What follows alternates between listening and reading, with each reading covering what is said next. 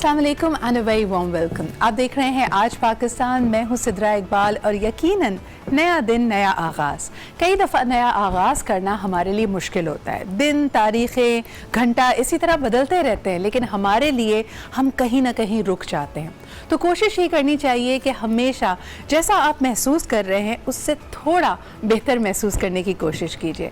अब ये हर दफ़ा ही आपके लिए कोई मुस्कुराहटों से बहुत ज़्यादा सजा हुआ लम्हा नहीं होगा। अगर आप डिप्रेस फील कर रहे हैं तो अगर आप उस रेशो पे देखें, उस फ्रीक्वेंसी पे देखें, तो शायद गुस्सा डिप्रेशन से बेहतर है। फिर उसके बाद थोड़ा थोड़ा आप आगे बढ़ते बढ़ते होपफुल दोबारा हो जाएंगे। लेकिन अगर आप ये अस्यूम कर रहे हैं कि जी आप बहुत ही ज़्यादा डाउन इन द डम्प्स हैं और एकदम से आप कहे लगाने लगेंगे, दैट्स नॉट राइट। लेकिन जी अक्सर लोगों के लिए एक बहुत बड़ी चीज़ है ज़िंदगी की रेस। आज उस पर ज़रा सी बात करनी पड़ेगी। कभी आपने नोटिस किया है कि जब हम कल भी बात कर रहे थे, यहाँ पे बच्चों को आप प्री स्कूल में डालते हैं, 1 साल 1.5 साल के बाद फिर वो किंडरगार्टन से ग्रेड स्कूल में चला जाता है, Aahista Aahista O levels, matric, फिर कॉलेज, फिर यूनिवर्सिटी। आप ये नोटिस कीजिए कि जिस बच्चे को आप एक क्लास में डालते हैं उसके साथ अगर 20-25 बच्चे और हैं तो लगभग उनकी ज़िंदगी के माइलस्टोन्स साथ साथ चल रहे होते हैं। यानी एक साथ ही छुट्टियां होती हैं, एक साथ ही डेडलाइन होती है कोई असाइनमेंट जमा कराने की, अगर कोई स्पोर्ट्स डे आया तो उसमें भी सबने साथ पार्टिसिपेट किया, ग्रेजुएशन हुई तो मोस्टली लोग साथ ग्रेजुएट कर लेते हैं। लेकिन जैसे ही आप यूनिवर्सिटी से निकलते हैं उसके बाद ज़िंदगी, जिसको कहते हैं असल ज़िंदगी, शुरू होती है। और उसमें एक लोगों का तस्वुर ये है कि ये एक दौड़ है, एक रेस है और हम हर कोई अपने अपने ख्वाबों के पीछे भाग रहा है। लेकिन जब हम अपने दोस्तों से, अपने जो कंटेम्प्रेरीज़ हैं उनसे अपने आप को कंपेयर करते हैं तो हमारा दिल चाहता है कि हम सब के लगभग माइलस्टोन साथ साथ आएँ। और इसमें जो कंपैरिजन्स होती हैं वो हम आपको बताते हैं। जी पहली नौकरी कब लगी, पहला प्रमोशन कब हुआ, कौन किस उम्र में डायरेक्टर लेवल तक या CEO लेवल तक पहुँच गया, किसकी शादी कब हुई, किसका बच्चा कब हुआ। और तो और हम ये भी देखते हैं कि फैमिली ने अपना घर कौन सी एज में बनाया। ये वो तमाम चीज़ें हैं जिससे हम किसी भी इंसान की कामयाबी या नाकामी एक तरह से नापने की कोशिश करते हैं। And that's where the problem begins. तो आज हम बात करना चाहेंगे कि जब अल्लाह मियाँ ने आपको एक सर्टेन एज के बाद, हर एक का एक अलग ही नज़रिया होगा देखने का। ये स्कूल लाइफ, कॉलेज लाइफ शायद हमें ट्रेन करती है कि हम सब ने साथ चलना है। और जब ऐसा नहीं हो पाता, जब आप क्लास में वो वाहिद शख्स रह जाते हैं जो अभी तक अपना घर नहीं बना पाया, या जिसकी अभी तक शादी नहीं हुई, या जिसके बच्चे अभी तक नहीं हुए, तो आप एक तरह से मायूस हो जाते हैं। इस मायूसी से अपने आप को निकालना है। आज 2019 में दुनिया बहुत मुख्तलिफ है, आपकी ज़िंदगी की अपनी डगर है। आपको वो नेमतें जो अल्लाह ताला ने देनी हैं वो अपने हिसाब पे, अपने वक्त पे देगा। तो जिस तरह कहा जाता है, ना वक्त से पहले ना नसीब से ज़्यादा। तो इस बात पे थोड़ा सा अमल कर लीजिए। लेकिन बहरहाल हमने आप लोगों से पूछा था कि कौन से टॉपिक्स आपके लिए इम्पॉर्टेंट हैं, तो हमें पता चला है कि ये अपना घर जी एक बहुत बड़ा इशू है और इस पे हम बात हमने पहले भी की थी। लेकिन क्योंकि हर शख्स पाकिस्तान में अपना घर नहीं बना पाता, मालिक मकान नहीं होता, तो बहरहाल वो किराए के घर में रहता है। और हमारे यहाँ ये रिलेशनशिप भी, जहाँ हम दूसरे रिश्तों की बात करते हैं, ज़रा टेढ़ी है। इसमें बहुत सारी चीज़ें हैं जिसको सॉल्व करने की, जिसको समझने की, जिस पे एक कैंडिड, ऑनेस्ट, ओपन कॉन्वर्जेशन होने की ज़रूरत है। तो आज का हमारा 10 बजे का जी टॉपिक होगा कि अगर आप किराएदार हैं, यानी एक मकान आपने किराए पे लिया हुआ है, तो आपके क्या हुकूक हैं और आपकी तरफ दूसरों की क्या फ़राइज़ है। अक्सर हम समझते हैं कि बेचारा किराएदार दबने के लिए ही है, उसने हर साल 10% किराए में उसका इंक्रीमेंट ही होना है, लेकिन जो उसके भी हुकूक है उस पर कोई बात नहीं करता। तो आज हमारा टॉपिक ये होगा। आप अपनी आप बीती भी बताइएगा और ये भी बताइएगा कि पाकिस्तान में घर किराए पे हासिल करना मुश्किल है या आसान है, किस किस्म के मसाइल से आप निबरदाज़मा होते हैं। All that and more in today's आज पाकिस्तान। लेकिन अभी एक ब्रेक, हमारे साथ रहिएगा।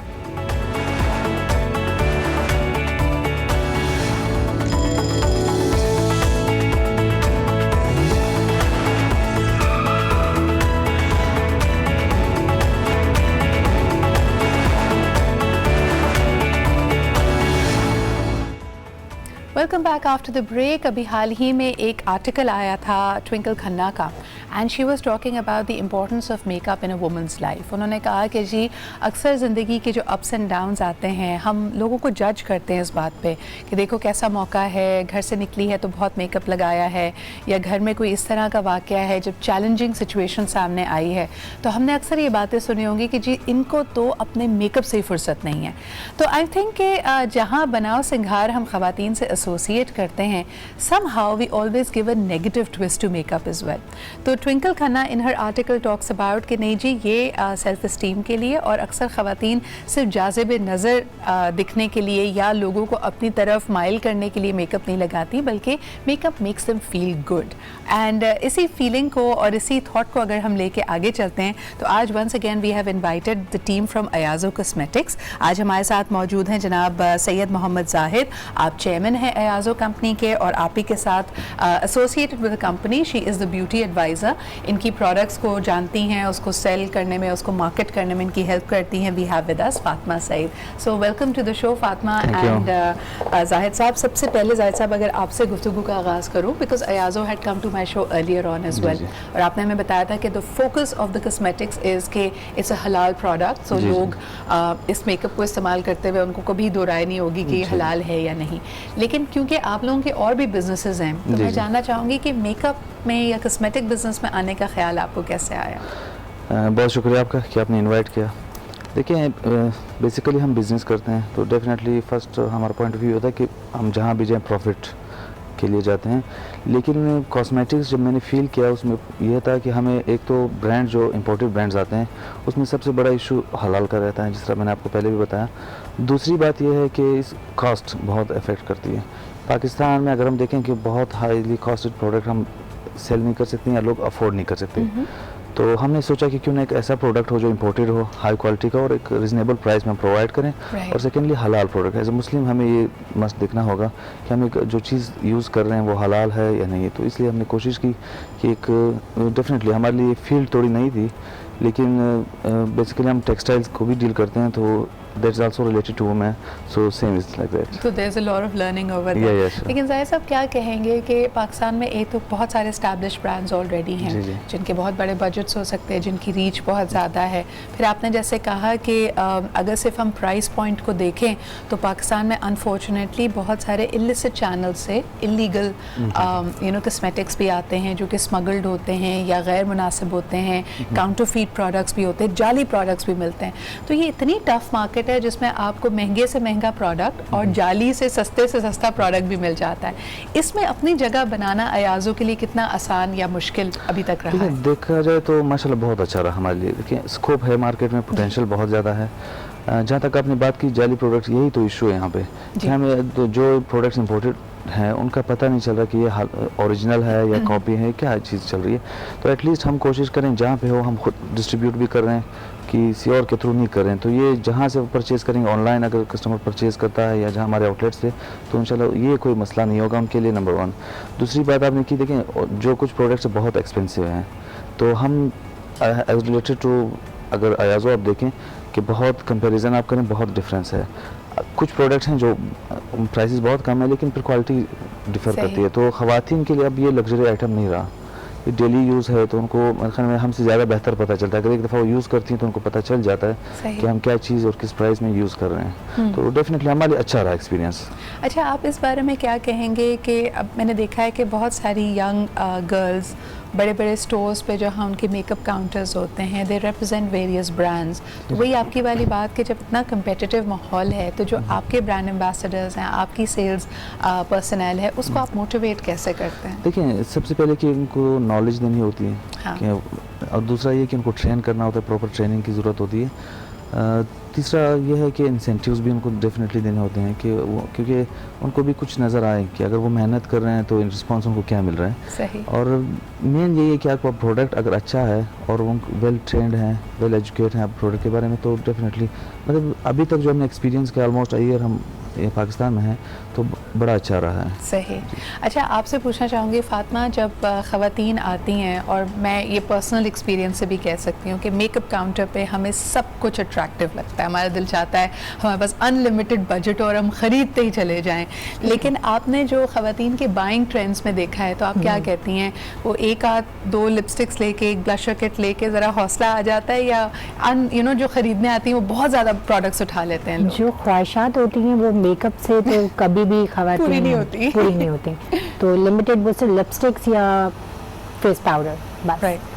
तो अगर जिनके पास कम अगर बजट हो तो वो एटलीस्ट ये दो चीज़ें लेने की। लिपस्टिक तो हाँ, मस्ट। लिपस्टिक मस्ट है। और उसमें आप क्या ट्रेंड्स देखती हैं? पहले एक ज़माने में हमने देखा था कि जो ज़रा बड़ी एज की ख़वातीन होती थी वो अक्सर ब्राउन्स में ही प्ले कर रही होती थी, उनको वो सेफ कलर लगता था, और जो यंग लड़कियां होती थी वो पिंक्स के शेड में जाती थी। अब ऐसा लगता है ये तफरीक ख़त्म हो गई है। ख़त्म हो गई है। अब वो चीज़ रह गई है जो आपको सूट करे, जो आपकी पर्सनालिटी को सूट करे। कुछ ख़वातीन ऐसी हैं जो न्यूड्स की तरफ रहती हैं, सॉफ्ट मेकअप की तरफ रहती हैं, कुछ ड्रामेटिक, ग्लैमर, एरोबिक, स्मोकी ये प्रेफर करती है। सही। तो जो आपकी जिसमें आप कंफर्टेबल हो वो चीज़। बिल्कुल। और आप क्या लोगों को मशवरा देंगे कि अक्सर मैंने देखा है कि अगर आपका एक लिपस्टिक शेड आपको पसंद आ गया तो आपने फिर तहिया कर लिया होता है कि मैं 10 साल पूरी ज़िंदगी बस इसी शेड को लगाती रहूँगी, लोग एक्सपेरिमेंट नहीं करते।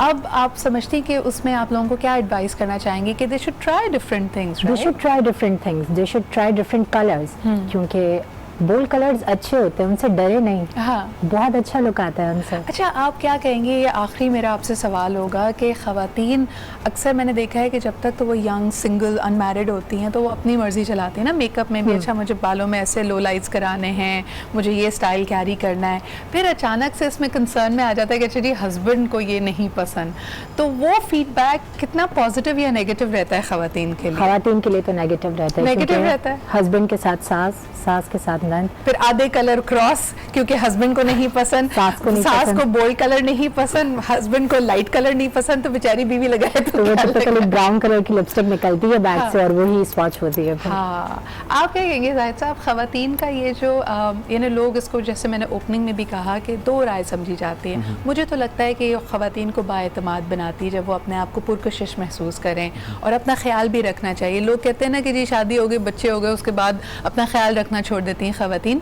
ये हम रिवर्स करने के लिए क्या कर सकते हैं? ख़वातीन को कॉन्फिडेंट बनाएं, उनको ग्रूमिंग की तरफ उनका हमेशा से एक रुझान रहे, उसके लिए आपकी कंपनी कोई मैसेज देना चाहे अगर? देखिए, बिल्कुल, देखिए जिस तरह मैंने कहा ये लग्जरी आइटम नहीं रहा, it's a part of life. सही। अच्छा लगना ये मेरे ख्याल में बहुत ज़रूरी है हर बंदे को, सिर्फ ख़वातीन को नहीं बल्कि मेरे ख्याल में मर्दों को भी अच्छा लगना चाहिए डेफिनेटली। तो अभी मेरे ख्याल में अभी सोसाइटी में ये चीज़ एक्सेप्टेबल हो गई है कि मेकअप जनरल, अब देखिए कॉलेज गर्ल्स भी यूज़ करती हैं, वर्किंग वुमेन भी डेली बेस पे यूज़ करती हैं, तो उसके लिए हमारे कुछ ऐसे प्रोडक्ट्स भी हैं कि आप सिर्फ पर्स में रखा, एयर कुशन फाउंडेशन है हमारा, कि आप बस 2-3 मिनट में आप टैपिंग करके और ईजिली यूज़ कर सकते हैं। और बहुत हैवी मेकअप मेरे ख्याल में आजकल ट्रेंड थोड़ा चेंज हो गया। आई थिंक कन्वीनियंस की आप लोग ज़्यादा बात कर रहे हैं कि कम से कम प्रोडक्ट अगर कुछ नहीं भी है तो lipstick, mascara and your face powder, that can really change it. जैसे ख़वातीन कहते हैं ना कि अगर आपके सिर्फ मैनिक्योर हुए हुए नेल्स ही हों, आपने कलर लगाया हुआ अच्छा सा, आईब्रोज बनी हुई हैं, दैट्स ऑल्सो इनफ। लेकिन अपना थोड़ा सा ख्याल रखना बहुत ज़रूरी होता है। So thank you Fatima for bringing that message to us. Zahid साहब, wish you all the best. इनकी बहुत सारी प्रोडक्ट्स हमारे पास पड़ी हैं, there is a gift hamper as well, और last time when they came to the show they give me a gift hamper as well. तो इनके लिपस्टिक के कलर्स मुझे बहुत पसंद है। I hope that you get to try them, और अपने नज़दीकी कॉस्मेटिक स्टोर पर जाके ज़रूर पूछिएगा and then send us your feedback as well. अभी बढ़ते हैं जी एक ब्रेक की तरफ। ब्रेक से जब वापस आएंगे तो आपके लिए एक ज़बरदस्त मिलो पाकिस्तान लाइंड अप है। स्टे विद अस।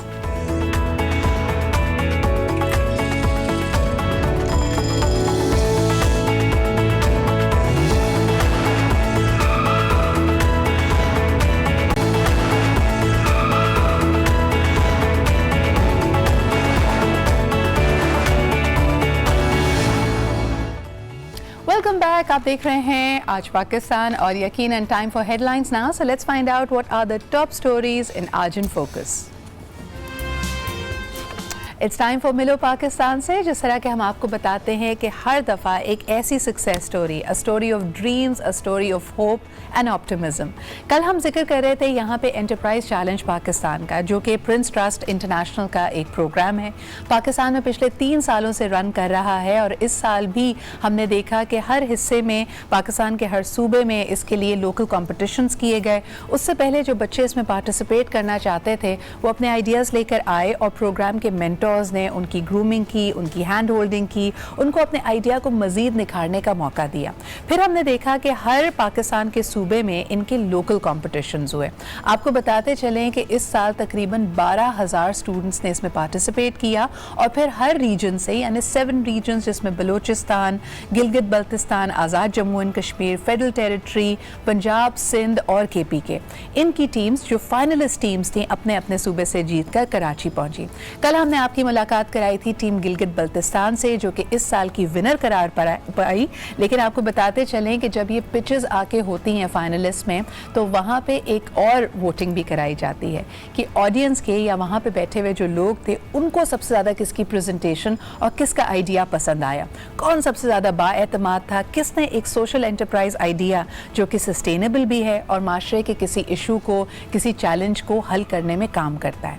तो हमारे साथ हैं आज मौजूद एंटरप्राइज चैनल 2018 के ऑडियंस चॉइस विनर्स, यानी the team from Sindh. They are all from the saint Joseph's convent school. हमारे साथ मौजूद हैं द सदर स्टार्स। अस्सलाम वालेकुम। वालेकुम अस्सलाम। आपका मैं इनसे तारुफ भी कराती हूँ। हमारे साथ मौजूद हैं समीन शकील, इसके अलावा Fiza Rauf, then we have Muskan Zahra and Zainab Ibrahim and last but definitely not the least, मेरे नाम से इनका भी नाम मिलता जुलता है, Sidra Tahir. How are you girls today? We're good. Very good. Looking very smart and you're seeing them exclusive for the first time on television और इनकी वजह शोहरत बहुत ही ज़बरदस्त है। It is their idea। आपको बताते चलें कि जी पिछले दिनों जो लोग कराची से ज़्यादा वाकिफ़ नहीं हैं, सदर के इलाके के तजावुज़ात की बात हो रही थी कि जी एम्प्रेस मार्केट के गिर्द इतने ज़्यादा तजावुज़ात हैं, उनको क्लियर कराया जाए, एक डिबेट चली थी। लेकिन अगर आपने उस फुटेज में गौर से देखा हो तो वहाँ पे बहुत सारी मल्टी स्टोरी बिल्डिंग्स भी थी, अपार्टमेंट्स थे। इनका आइडिया एक इनसाइट पे बेस था कि इन अपार्टमेंट्स में रहने वाले बच्चे उनके पास कोई प्लेग्राउंड नहीं होता, तो उनको किस तरह सपोर्ट की और भाग दौड़ की और एक एक्टिव लाइफस्टाइल का उनको सोल्यूशन दिया जाए, ये इन्हीं से जानते हैं। So if you can tell me, सबसे पहले अगर मैं आपसे ही पूछूं Sameen, what was your idea? ये साइड तो थी कि ये बच्चे कहीं खेल कूद नहीं रहे हैं, अपार्टमेंट्स में बिल्कुल महसूर होकर रह गए, what did you think could help them? So basically when we were coming up with ideas that हम लोग किस तरह से अपनी community को help कर सकते हैं on a larger scale, हमने कहा that why not start with home, that is our own school। तो हमने कहा कि हमारे पास ऐसी क्या चीज़ है जो इन बच्चों के पास नहीं है, and we saw that we had this huge underutilized ground।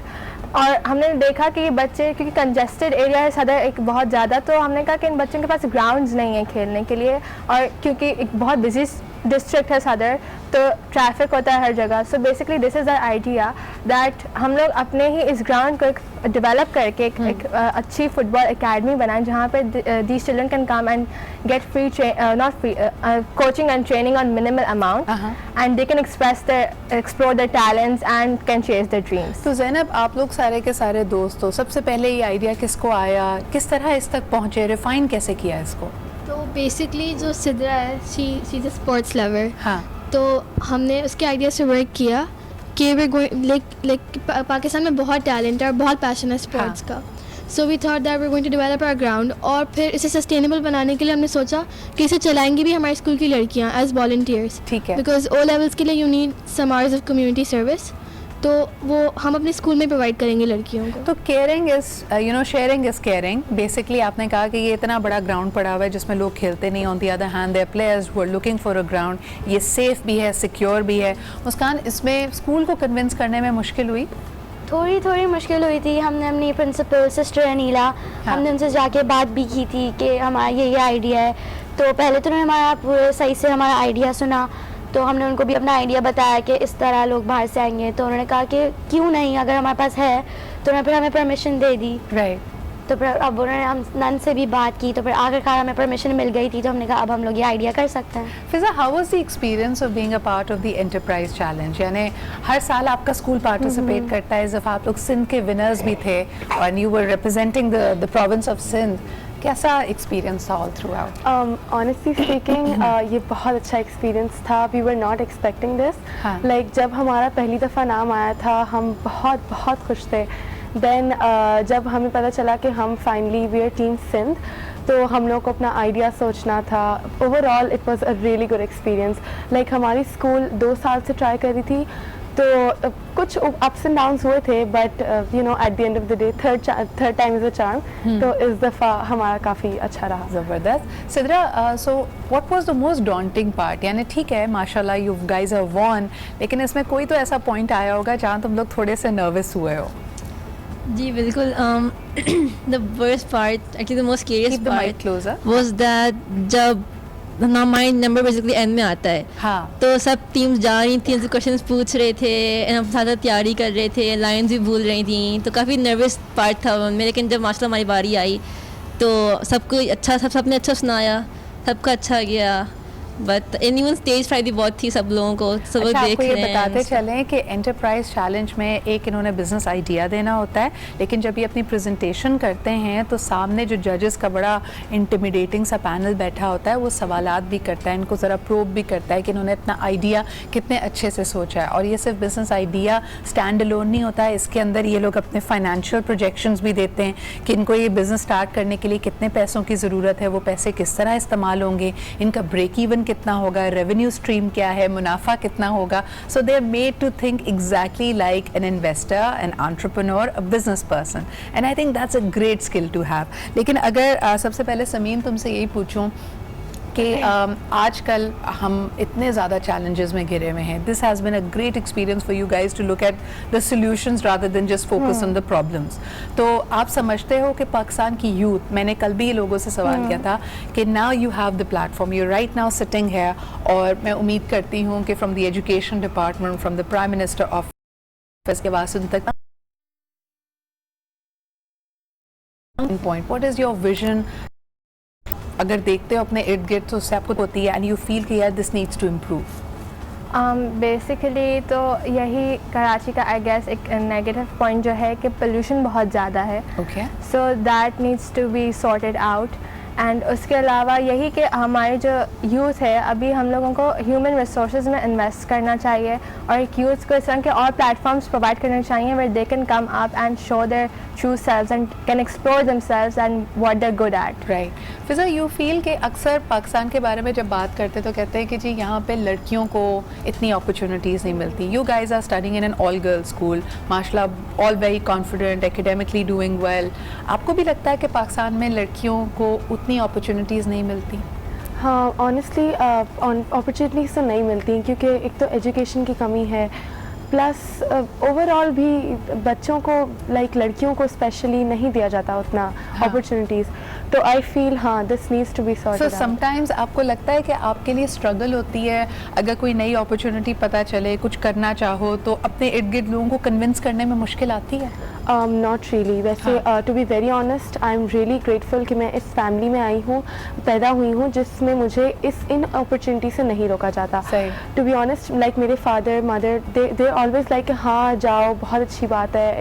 ऐसी फैमिलीज़ में ऐसी अपॉर्चुनिटीज़ यू नो ऐसे बाकी बच्चों को मिलना चाहिए. ज़ैनब, आप क्या कहोगे? When you look at the girls around, you feel that there's a difference in our society, the way they look at a boy and the way they look at a girl? Yes definitely. अभी जब हम streets पे गए थे सदर की, तो like we felt कि ना किसी को होना चाहिए साथ, because it didn't feel safe. It didn't feel safe. या it didn't feel safe. We felt uncomfortable. इसके बाबा हमारे साथ थे, सो और बॉयज़ आम ऐसे घूम रहे थे, दे वर जस्ट वॉकिंग नॉर्मली. और तो होता है डिफरेंस ऑब्वियसली, बट उसे करना चाहिए सॉल्व. मुस्कान, जब आप लोग इस तरह स्कूल कॉम्पिटिशन्स में जाते हो जहाँ पे लड़के भी होते हैं और यू नो आप लोग भी होते हो, कभी ऐसा लगता है कि oh we are so much better off than them, हम ज़्यादा कॉन्फिडेंटली बात करते हैं, इनको किस बात की इतनी ज़्यादा लिफ्ट कराई जाती है? बहुत दफ़ा होता है. हम लोग काफ़ी स्कूल कॉम्पिटिशन्स में जा चुके हैं. हाँ. और मैं उभरते सितारे में भी जा चुकी हूँ, जहाँ पे सिंगिंग होती है, तो वहाँ पे काफ़ी लड़के गा रहे होते हैं, तो लड़कों की इतनी आवाज़ अच्छी भी नहीं होती है. और मैं सोच रही होती हूँ कि यहाँ पे आए क्यों हैं और इन लोग को इतनी इंपॉर्टेंस क्यों देते हैं. हाँ. वहाँ पे था एक लड़का जिसको लगा था कि वो जीतेगा. हाँ. और वो नहीं जीता. तो मुझे था कि क्यों ऐसे सोचते हैं. हाँ. तो ये एक स्ट्रगल है थोड़ा सा. अच्छा, कभी सिद्रा डिसएडवांटेज है आप ऑल गर्ल्स स्कूल में हो तो कॉन्फिडेंस थोड़ा शाय हो जाते हो जब लड़के सामने आते हैं, आपका दिल चाहता है कि कोएड्स ही होने चाहिए या all girls is a good system? नहीं, I think all girls is still better, हाँ because you know we all a family and बहुत कॉन्फिडेंस होता है। हाँ. ऐसे आई डोंट थिंक ऐसे कुछ होता है कि बॉयज़ और गर्ल्स में कुछ फ़र्क होना चाहिए, but overall way I think ज़्यादा एडवांटेज आ रहा है ऑल स्कूल गर्ल्स। मुस्कान डिसएग्रीज हो, कहती हाँ कोएड होना चाहिए, ये क्या बात है? नहीं, you like the all girls environment? अच्छा, इससे क्या एडवांटेज है अगर फिजा तुमसे पूछूं? like all girls में I guess we're more safe, like you know what I mean, like You can be more yourself. Exactly. मुझे ऐसा लगता है सुबह तुम लोगों को कोई फिक्र नहीं होती है, यहाँ पे चलो थोड़ा सा आपको सिटिंग पॉस्चर ये वो, लेकिन your teachers are just as strict, I am sure. वो तो हैंकी पैंकी बिल्कुल अलाउ नहीं करते होंगे कि तुम लोग रिलैक्स कर रहे हो, always at the best behaviour. So what's the difference between a regular school and a convent school? Like you said that convent school is great in a way because हमारी जो यहाँ के teachers हैं they're really good and पहले जैसे कोई convent कहता है हमारे जहन में एक बड़ा स्ट्रिक्ट सा स्कूल आता है, is that true Muskan? To an extent, लेकिन extent. इतना स्ट्रिक्ट नहीं है। हम लोग कॉन्वेंट स्कूल में आके इट्स लाइक अ फैमिली। हाँ exactly हमारी जो प्रिंसिपल हैं और हेड मिस्ट्रेस हैं, ऐसा लगता है बस हम लोग उनको जानते हैं, हम उनसे कुछ भी बात कर सकते हैं। कभी ऐसा हुआ है कि कोई बहुत ही well established high achiever and you feel so proud कि यार she is also from Saint Joseph's, कोई ऐसा रोल मॉडल है आपके जहन में? बहुत सारे। अभी even when we went to the enterprise challenge बहुत सारी हमें सेंट जोसेफिन्स मिली थी, they were very happy and So it's that alumni, that fraternity feeling. Once again, girls, mashallah, congratulations to all of you. बहुत मुबारकबाद. It was a brilliant experience to have these young girls here, and this is to showcase कि पाकिस्तान के नौजवान कितना अच्छा सोचते हैं, खुले जहन से सोचते हैं. They have creative ideas, and I wish them all the best. And I hope to see this idea actually taking off. You were the audience's choice, so you have the platform to make it happen. Wish you all the best for that. और इसी के साथ लेते, बल्कि हम आपको कहना चाहेंगे कि अगर इनका आइडियाज टेक ऑफ करता है सदर स्टार्स के तौर पे, I am sure they are going to launch on social media as well. अगर आप सदर में हैं और आपके घर में बच्चे हैं जो फुटबॉल के शौकीन हैं, you can reach out to them and you can reach out to other stars and register your kids. This is highly economical. अगर मैं प्राइसेस इन्होंने वहाँ पे इस वक्त शेयर की थी, and you can really make a difference in your child's life. इसी के साथ लेते एक छोटा सा break. We'll be right back. Stay with us. पहला कॉन्ट्रैक्ट कराने तक एजेंसी का बंदा हमारे साथ है, फिर जब मसले की बारी आती है तो आप तनतनहा खड़े हैं। इसमें कितनी हकीकत है? इसमें किसी हद तक हकीकत है, मैं इससे इनकार नहीं करूँगा। जी। बेसिकली आपके ऊपर डिपेंड करता है कि आप किस रियल्टर से सर्विस अवेल कर रहे हैं, उसकी एजुकेशनल बैकग्राउंड क्या है, उसकी उस काम के साथ कितनी एफिलिएशन है। सही। हमारी बेसिकली देखें, आज से कोई 5 साल पीछे चले जाएं तो ये चीज़ें इतनी ज़्यादा ऑर्गेनाइज नहीं थी। वक्त के साथ चीज़ें ऑर्गेनाइज हुई हैं। हम लोगों ने भी अपने लिए एक प्रिंसिपल बायलॉज बनाए, हमने अपने कॉन्ट्रैक्ट्स बनाए हैं कि जी टेनेंट के राइट्स को भी रियल्टर ने लेके चलना है और लैंडलॉर्ड के भी राइट्स को लेके चलना है। अब बेसिकली पिछले 3-4 सालों से ये चीज़ें एक प्लेटफॉर्म पे आती हैं, जैसे हमारी एसोसिएशन है और दूसरी शहर में 3-4 बड़ी एसोसिएशन हैं जिन्होंने बायलॉज के हिसाब से अपने आप को मेंटेन किया, तो इश्यूज हमारे पास आते हैं। अच्छा, रेफरेंसिंग की बात की जाती है। अच्छी तरह हमें पता था कि पहले ज़माने में लोग किराए पे घर देने से पहले कहते थे कि कोई रेफरेंस हो, प्रेफर ये करते थे कि किसी की नौकरी बड़ी कंपनी या बैंक में हो तो उसको ज़मानत के तौर पे देखा जाता था।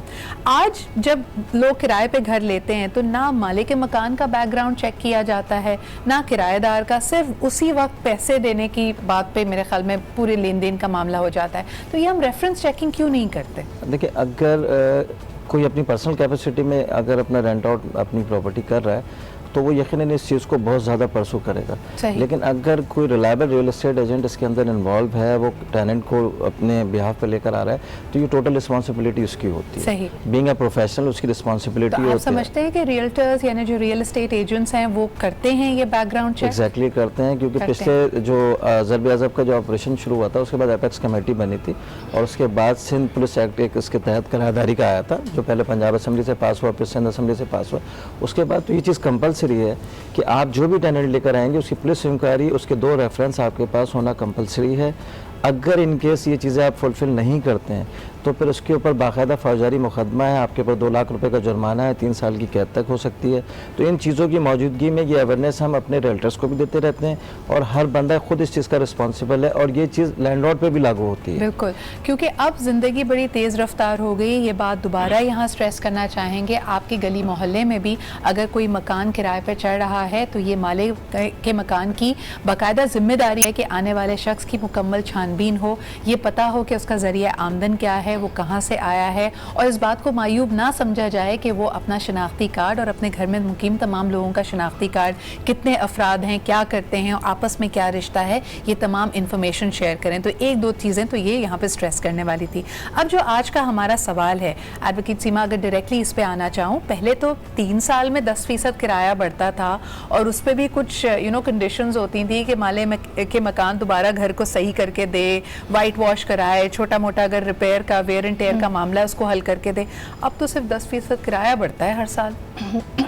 सबसे पहले तो मैं आप लोग का शुक्रिया अदा करूंगी, इतने सेंसिटिव इशू को आपने डिस्कस किया और जब आपकी टीम ने मुझसे कांटेक्ट किया तो मैंने कहा कि यार आप लोग इस पर बात कर रहे हो, यही बहुत बड़ा आपके लिए है, क्योंकि लोग इस पर बात नहीं करते हो। ये डायरेक्ट आजकल एक लोकल इशू बनता जा रहा है। सही। और हर दूसरा घर, क्योंकि 40% आपकी रिसर्च ने भी बताया कि हर 40% पाकिस्तानी जो है वो किराए पर रहता है, और इस तरह के टॉपिक्स अगर आप लेकर आ रहे हैं, उनको अवेयरनेस दे रहे हैं, तो ये आपके लिए बहुत अच्छा है। अच्छा, आप जहां आपके सवाल का ताल्लुक है कि 3 साल में तो अभी भी बढ़ता है, ये एक म्यूचुअल वो होती है, अगर आपके म्यूचुअल अंडरस्टैंडिंग है तो 10% या आपने कोई एग्रीमेंट में कुछ किया हुआ है, लिखवाया हुआ है, तो आप इंक्रीज वो कर सकते हैं। लेकिन ये यहाँ पर मैं एक बात क्लियर करती जाऊँ जो हमारे यहाँ बड़ी इबहम है कि क्योंकि आप रह रहे हैं और आपने ही इसको मेंटेन रखना है। सही। नहीं, आप लैंडलॉर्ड की ये जिम्मेदारी है और इसकी लायबिलिटी है कि वो इसको फिलफुल करके दे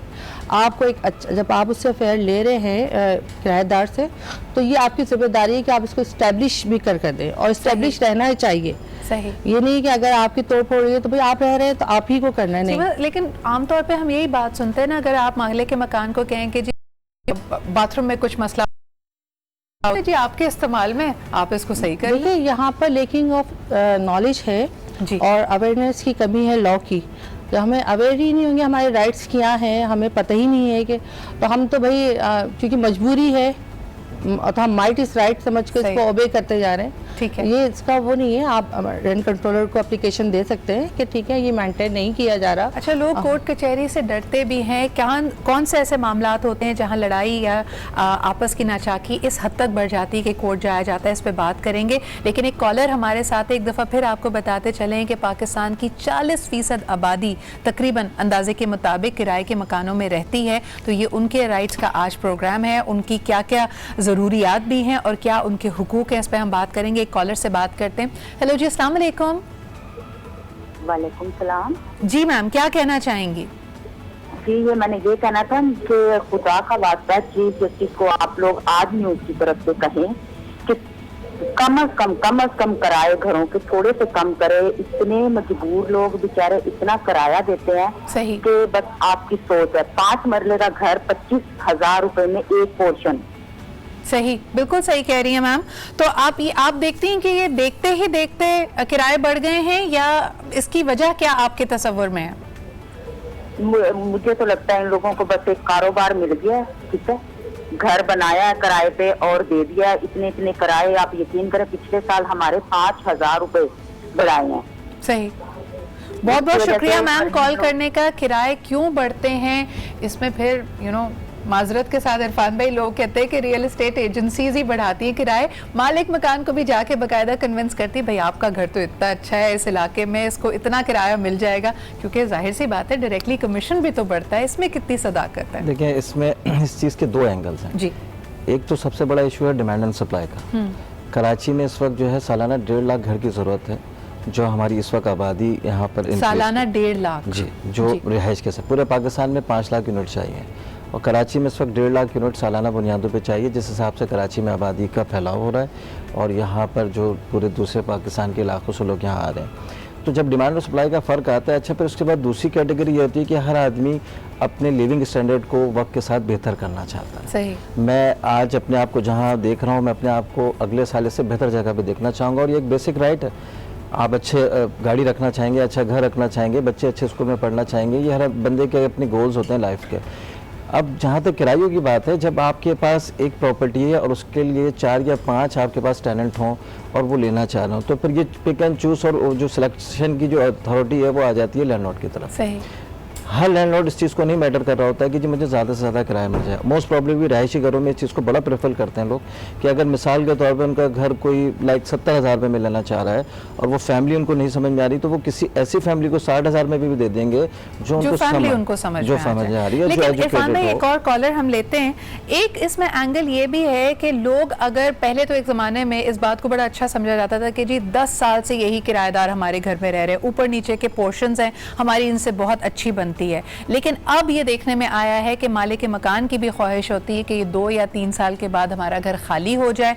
उसमें क्या तहफ़्फ़ुज़ात है, कुछ लोग समझते हैं कि कब्ज़ा करके ही ना बैठ दें, या कभी ये भी तसव्वुर किया जाता है कि अगला आने वाला सिर्फ 10% इंक्रीमेंट नहीं, वो हो सकता है 25-30% किराया बढ़ा के भी उससे लिया जा सके। इस पर बात करेंगे जी एक ब्रेक, एक कॉलर के बाद। हेलो जी, अस्सलाम वालेकुम।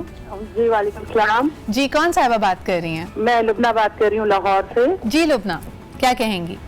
मैं यही कहूँगी बेटा कि इतने ये हर 11 माह बाद किराया बढ़ाते हैं। जी, मैं 12 साल से किराए के घर में हूँ और हर 11 माह बाद किराया बढ़ाते हैं। पहली दफा जो चीज ठीक करके देते हैं उसके बाद दोबारा नहीं कराते। बिल्कुल सही कह रही हैं आप। मैम 12 साल से आप एक ही घर में रह रही हैं या आपने उस इलाके में घर बदले? नहीं, मैं सऊदी अरब से आई हूँ और मैं 10 साल सऊदी अरब में एक घर में एक किराए पे रह के आई हूँ। सही। यहाँ ये 11 साल हर 11 माह बाद बढ़ा देते हैं। मैं एक अच्छी कॉलोनी में रहती हूँ, लेकिन उसके बाद जो कुछ कराना होता है वो हम खुद कराते हैं। इसमें हर बंदा प्रॉपर्टी डीलर बेतहाशा इन्वॉल्व है और जो फारिग होता है जॉब से प्रॉपर्टी का बिजनेस खोल के बैठ जाता है। सही सही। ये देखें, ये आवाज़ हमें हर तरफ से आ रही है, तभी हमने आज ये इशू भी उठाया। बहुत बहुत शुक्रिया मैम कॉल करने का।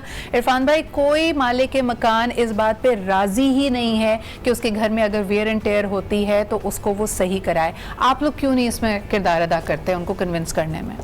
देखिए, इसमें हमारा जो किरदार उस वक्त जो है वो सामने आता है कि जब बात हम तक आए। जी। एक्चुअली जब कोई कॉन्ट्रैक्ट साइन हो रहा होता है ना, उसकी डिपॉजिट, उसका रेंट, उसकी जो टर्म एंड कंडीशन है जी, वो सेटल कराना, उनकी पेमेंट्स कराना, उनको हैंडओवर कराना, उस वक्त जितने उस घर के अंदर जो भी मेंटेनेंस रिक्वायर्ड है, जो बेसिक रिक्वायरमेंट्स है, वो प्रोवाइड पूरी करके देना।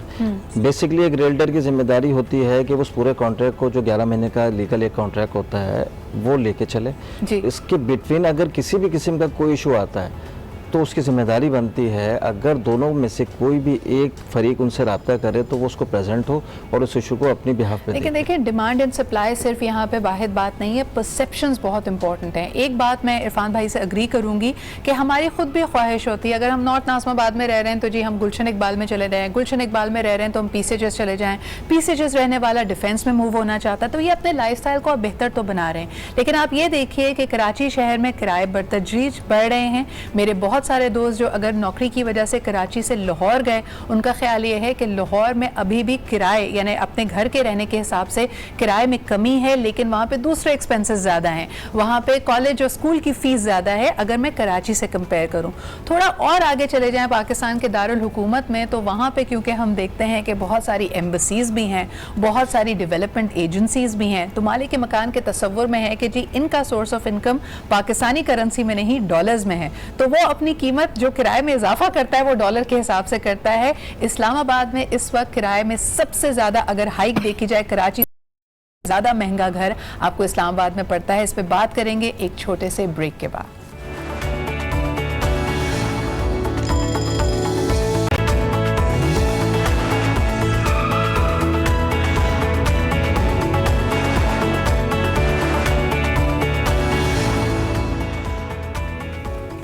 हर दिल की आवाज़ के किराए में करें कमी, क्योंकि महंगाई का एक जो शदीद तूफ़ान है ये किराएदारों की ज़िंदगी को मज़ीद मुश्किल बना रहा है।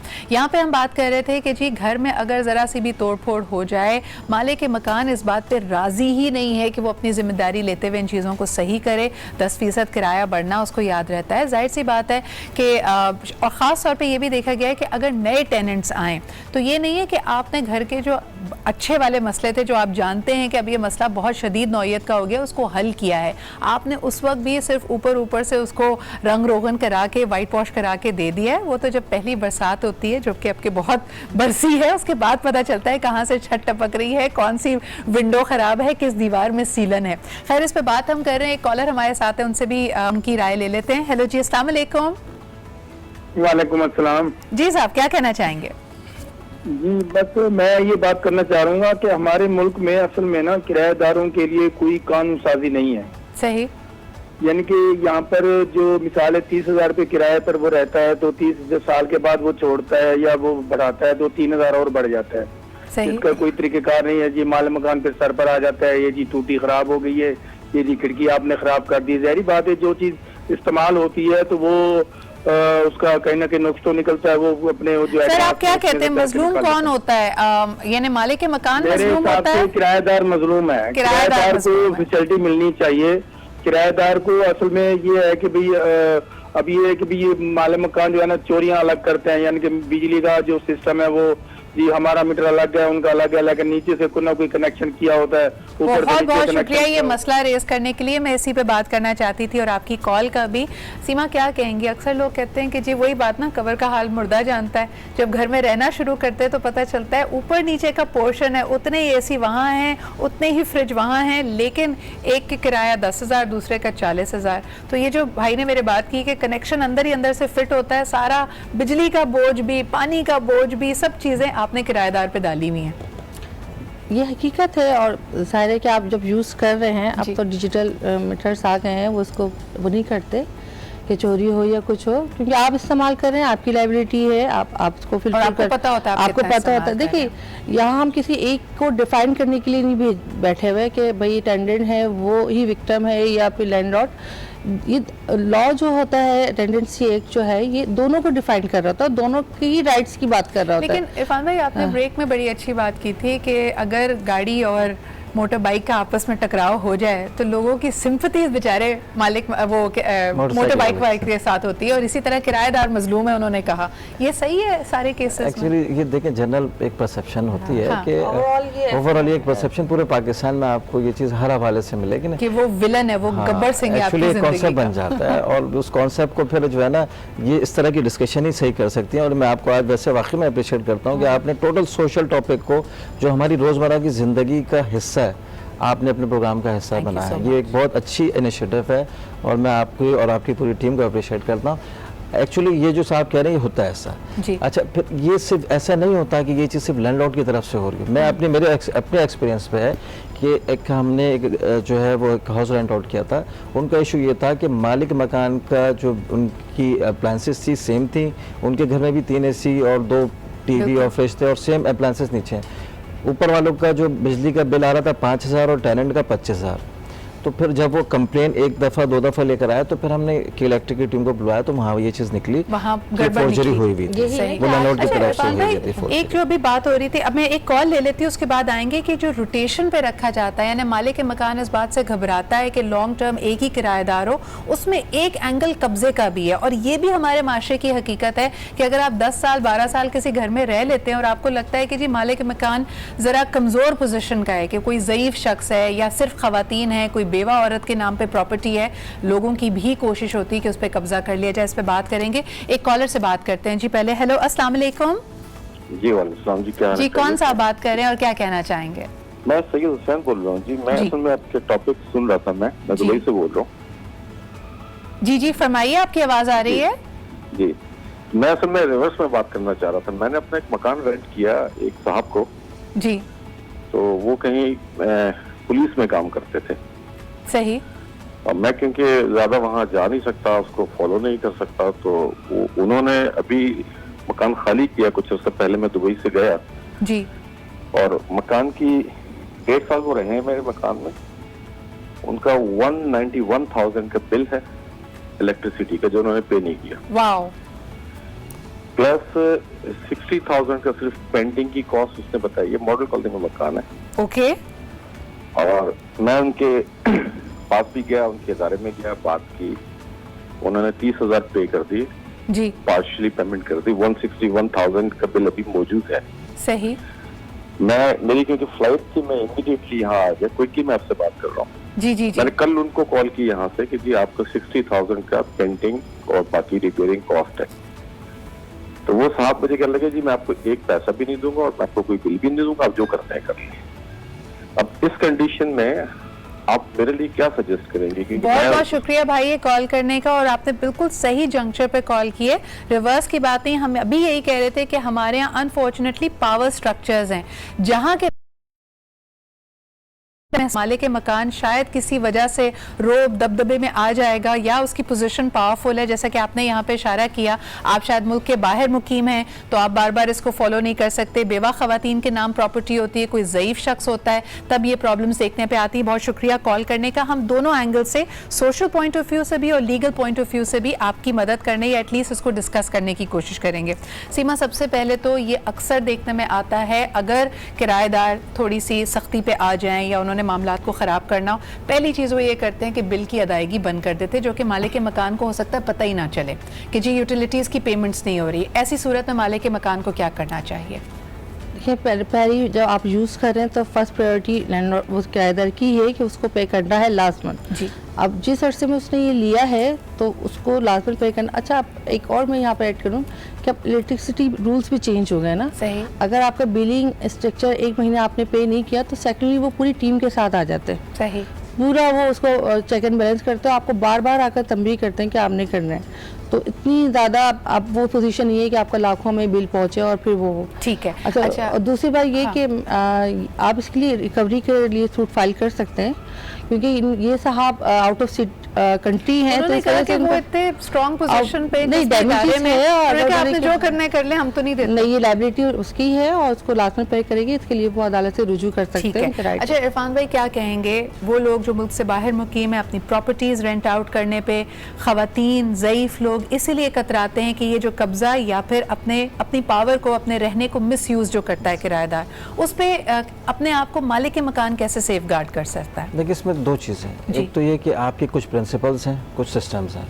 लाइक अगर आप कोई भी घर रेंट आउट करते हैं तो 6+1 या 9+2 का एक कॉन्ट्रैक्ट होता है कि 9 मंथ का फिक्स डिपॉजिट आपके पास होता है, जो कि इसीलिए होता है एज अ सिक्योरिटी डिपॉजिट कि अगर कोई टेनेंट आपके ऊपर ह्यूज यूटिलिटी छोड़ के जा रहा है, आपके घर के अंदर डैमेजेस करके जा रहा है, तो जब वो वैकेंट कर रहा होता है तो वैकेंट करने से पहले आप इंस्पेक्शन पे जाते हैं और इंस्पेक्शन में देखते हैं कि कितनी चीज़ें आपकी उसी कंडीशन पे हैं या कितनी चीज़ों को नुकसान पहुंच चुका है, कितनी आउटस्टैंडिंग है। और आउटस्टैंडिंग को मेंटेन करने का भी क्राइटेरिया है कि एवरी मंथ जब आप उससे रेंट रिसीव कर रहे होते हैं तो टेनेंट पाबंद है कि तमाम यूटिलिटी का पे ऑफ किया हुआ बिल उसको प्रोवाइड करे। लेकिन इरफान भाई, लोग इस पे आमादा नहीं होते, वो कहते हैं कि जी हम रह रहे हैं, खवातीन हैं, घर पे हमारी प्राइवेसी है, घर को दोबारा मालिक के मकान को दिखाया ही नहीं जाता जितने अरसे आप रिहाइश पे जी रहे हैं। आपका 11 महीने के बाद जब दूसरा कॉन्ट्रैक्ट साइन हो रहा होता है तो ये लैंडलॉर्ड का राइट होता है कि वो इंस्पेक्शन जाए।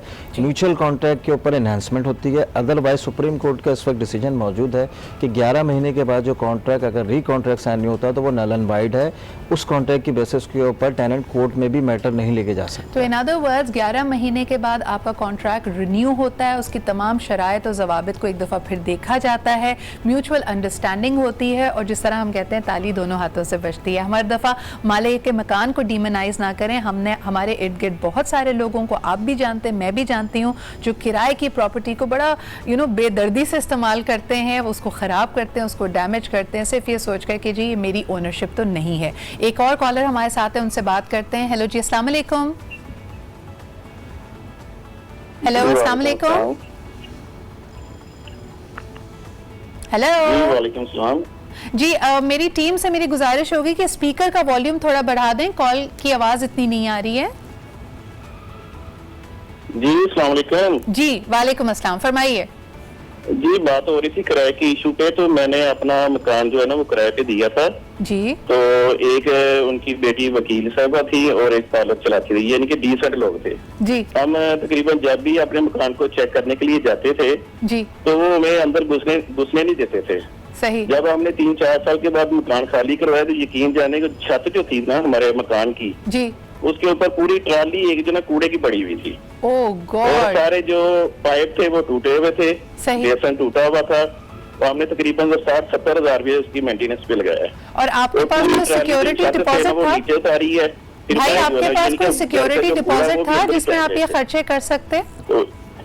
जी, आपके पास कोई सिक्योरिटी डिपॉजिट था जिससे आप घर को दोबारा रेनोवेट कर पाते? नहीं, कुछ भी नहीं है। वो जैसे आप मोहल्ले में किराएदार आवास पे आते हैं, इस तरह जब भी हमने जाना है वो किराए अपना मकान देखने के लिए कोई ना कोई बहाना लगा देना, हमारे मेहमान आए हुए हैं फिर आ जाना, इस तरह हमें जो वो मकान दिखाते नहीं थे।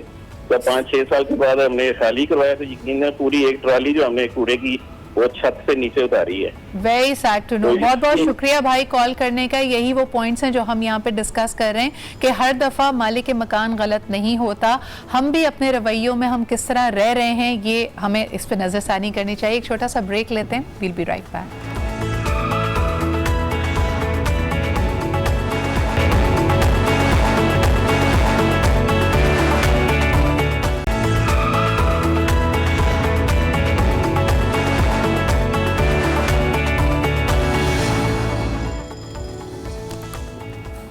किराए का घर आफत या मुसीबत, अब आपकी मजबूरी है जी, रहना आपने किराए के घर में है, अपना मकान अफोर्ड नहीं कर सकते, लेकिन फिर उसके साथ जो जुड़े मसाइल हैं उस पर आज हमने बात की। दोनों तरफ ही रवैयों की में तब्दीली और थोड़ी सी मैच्योरिटी आने की ज़रूरत है।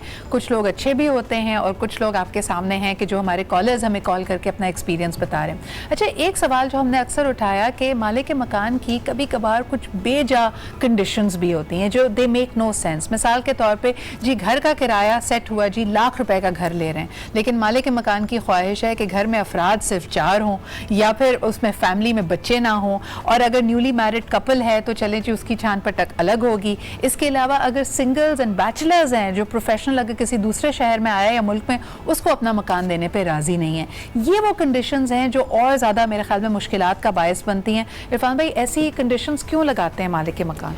देखिए, आपकी जो पहली वाली बात है उसको तो हम सीरियसली बड़ा अपोज करते हैं। सही। और इसलिए अपोज करते हैं कि देखिए, आपने तो हर महीने रेंट लेना है, ठीक है, और पहली तारीख आते पता ही नहीं चलता है, लेकिन आप एटलीस्ट उसको इतना स्पेस तो दें कि उसके जो फैमिली मेम्बर्स हैं, अब वो 6 भी हो सकते हैं, वो 8 भी हो सकते हैं। नॉर्मली पेरेंट्स होते हैं और एक कपल होता है, उसके अपने 3-4 बच्चे होते हैं, तो कुछ 7 या 8 एवरेज फैमिली होती है जी। डिमांड ये होती है कि जी नहीं जी, हमने 4 लोगों से ज़्यादा नहीं देना, सॉरी आप इन्हें मना कर दें। सही। तो ये चीज़ें बड़ी एक जो है ना, मैं समझता हूँ एटलीस्ट मैं थोड़ा सा सख्त लफ्ज़ इस्तेमाल करना, बड़ा जाबराना सा रवैया है। हाँ। और हम इस चीज़ को हाकिमाना सा रवैया है, इस चीज़ को रियलाइज़ करना चाहिए कि कभी आप, हम तो उनको ये कहते हैं कि आप इस चीज़ को अपने ऊपर रख के सोचें, तो आपको ये चीज़ कैसी फीलिंग देगी कि आपको लगेगा कि कोई आपकी इंसल्ट कर रहा है, कोई आपको डिस्ट्रॉय कर रहा है कि जी आपकी फैमिली बड़ी है। ये वर्ड ही बड़ा थोड़ा सा ऊपर हो जाता है। 2-3 चीज़ें इस पर मैं ज़रूर हाईलाइट करना चाहूँगी, और ये हो सकता है बड़ा सेंसिटिव टॉपिक हो, तो हम भी संभल कर इस पर बात करें।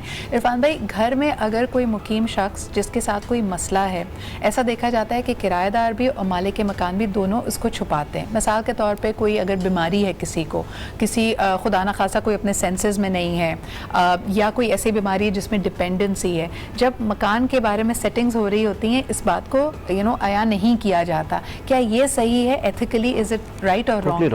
बिल्कुल गलत है, ये दोनों के लिए। अगर लैंडलॉर्ड की तरफ कोई इस तरह का इशू है तो उसे बिल्कुल इन्फॉर्म करना चाहिए। उसके बाद उसकी मर्जी है टेनेंट की कि वो सारे सिनेरियो में रहते हुए भी उस चीज़ को अवेल करना चाहता है, एक्सेप्ट करता है या नहीं करता है। और इसी तरह से किराएदार के घर में अगर कोई जहनी माजूर पेशेंट है या किसी किस्म की फिजिकल डिसेबिलिटी है या कोई अदर इश्यूज़ हैं, बाज़ लोगों की कोर्ट में किसी किस्म के केसेस चल रहे होते हैं, किसी की सेपरेशन हुई भी होती है, किसी की कोई अदर पर्सनल लाइफ में कोई मैटर्स होते हैं, अगर उसको लेके आप इन्फॉर्म कर दें तो उसके बाद आप बरी जमा हो। अच्छा, अगर आजकल ख़वातीन के हवाले से ये बड़ा इशू है कि वो प्रोफेशनल भी, देखिए हम फाइनेंशियल इंक्लूजन एंड एम्पावरमेंट ख़वातीन की बात करते हैं ना, बिल्कुल। अगर खातून की नहीं निभा सकी शादी या किसी वजह से उनकी सेपरेशन हो जाती है हस्बैंड एंड वाइफ की, वाइफ कमा रही है, अपने बच्चों को लेकर घर लेना चाहती है, उसको घर नहीं मिलता किराए पे, इस पे आप क्या कहेंगे? ये रवैया बिल्कुल ही मनफी रवैया है। सही। देखिए, बीइंग अ ह्यूमन पर्सन आपने किसी की भी इंडिपेंडेंसी को चैलेंज नहीं करना। सही। और ये जो तफरीक है, मेरा ख्याल है इसको बतरजीज़ थोड़ा सा टाइम लगेगा। मेरी नज़र में तो ये चीज़ बिल्कुल भी, अगर कोई इस तरह की सोच रखता है तो वो बड़ी मनफी सोच है। खुद मुख्तारी हर शख्स का हक है और उसमें कोई डिस्क्रिमिनेशन जो है वो जेंडर डिस्क्रिमिनेशन नहीं है। बहुत शुक्रिया इरफान भाई, बहुत शुक्रिया सीमा फॉर बीइंग हियर। आज हमने literally tip of the iceberg touch किया है, लेकिन जिस तरह का ओवरवेलमिंग रिस्पॉन्स